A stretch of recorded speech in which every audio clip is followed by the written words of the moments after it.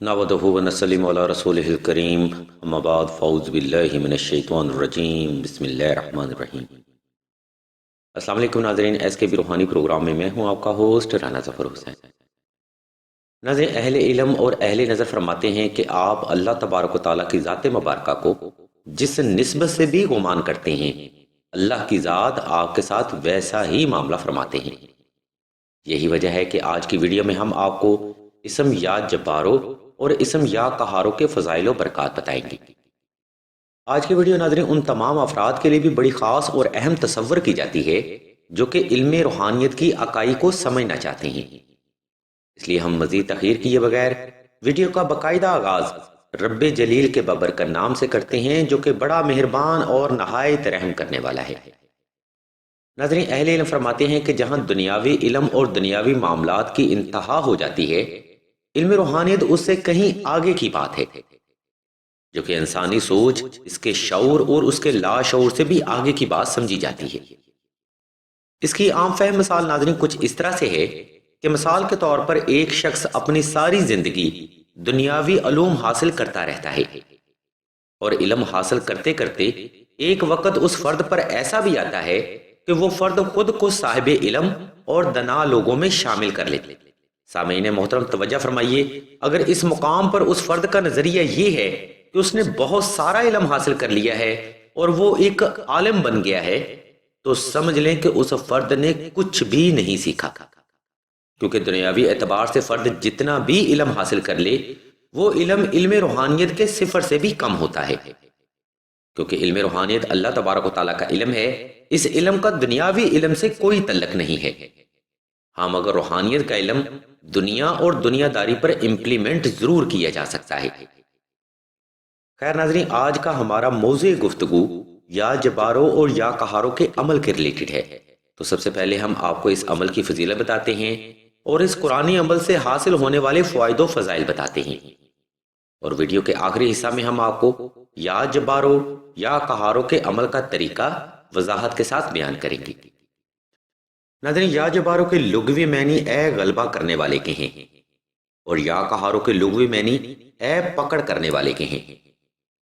ہمارے سلسلہ کے بزرگ فرماتے ہیں کہ یہ دونوں اسم کریم ہی ہر وقت اللہ کی جاہ و جلالت، اللہ کی کاریگری، اللہ کی حکمت، اللہ کی محبت، اللہ کی رحمت، ہر چیز پر اللہ کے قادر ہونے کی شہادت، ہر چیز پر اللہ کے پکڑ ہونے کی گواہی، کل کائنات اور کائنات کے ہر ذرہ پر اللہ کے غلبہ ہونے کی حقیقت، مظلوم کے لیے ڈھال اور ظالم کے اوپر پکڑ کی گواہی دیتا ہے۔ یعنی ناظرین، دنیا کائنات میں کوئی بھی ایسی چیز پوشیدہ نہیں ہے جس پر غلبہ اور پکڑ اللہ کی ذات کی نہ ہو۔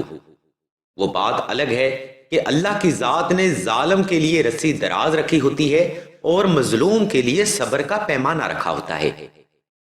ایک حدیث قدسی میں ناظرین فرمایا جاتا ہے کہ جب انسان دنیا میں فتنہ، شر اور قتل و غارت کر رہا تھا، تب فرشتوں نے سوال کیا، یا باری تعالیٰ، آپ کا خلیفہ دنیا میں قتل و غارت کر رہا ہے۔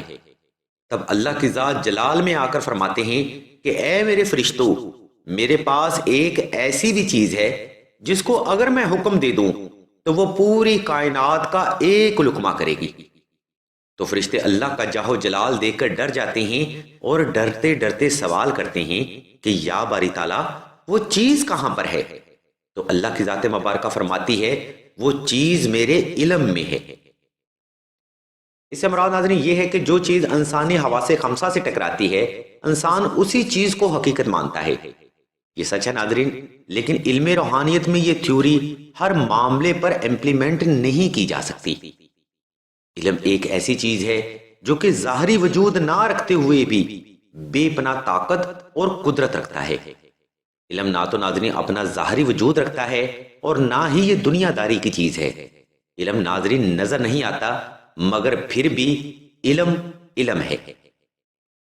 ناظرین، اہل علم فرماتے ہیں کہ اگر کوئی فرد اسم یا جبارو اور اسم یا قہارو کی کثرت کرتا ہے تو اللہ کی ذات مبارکہ اس فرد کو دنیا داری کے ہر معاملے میں گرفت اور پکڑ عنایت فرماتے ہیں۔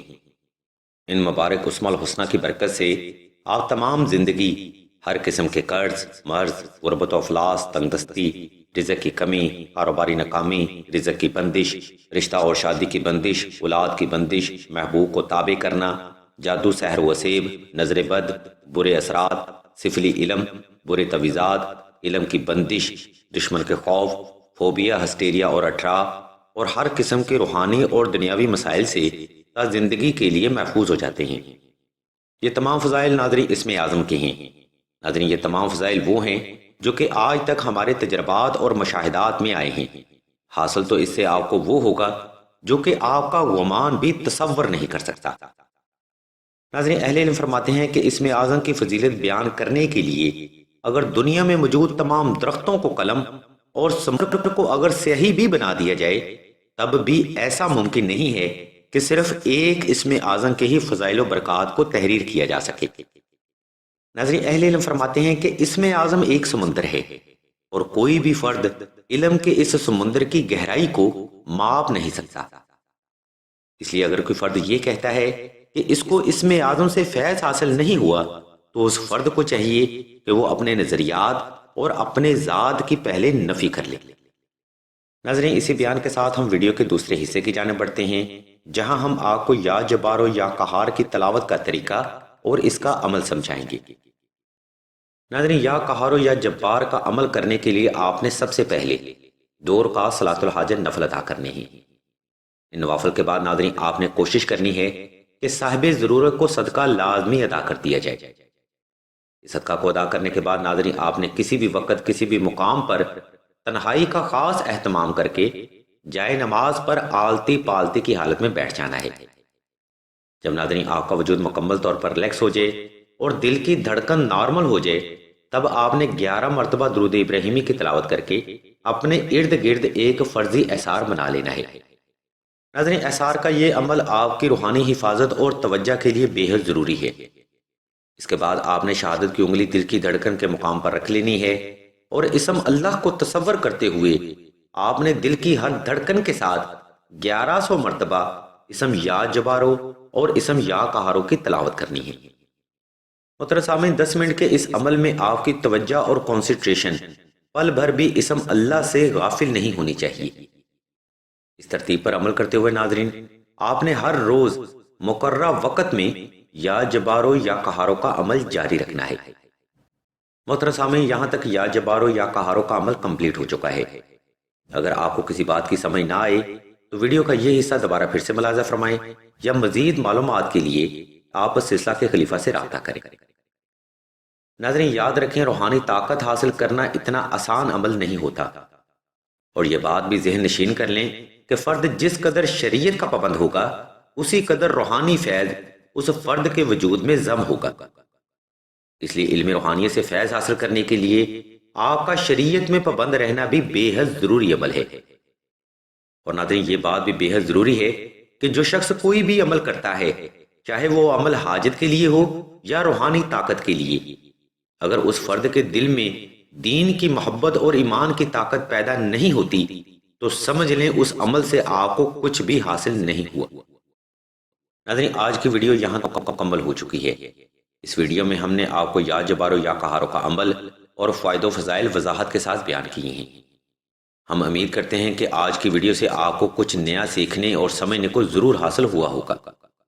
اگر آپ کو مزید ایسے روحانی اور علمی پروگرام درکار ہوں تو آپ ہمارے اس چینل آن لائن استخارہ آن فون کو سبسکرائب کرتے ہوئے گھنٹی کے آئیکن کو پریس کر دیں اور آل کے آپشن کو بھی لازمی دبا دیں تاکہ حصول علم کے لیے کوئی بھی روحانی پروگرام آپ سے مس نہ ہو سکے۔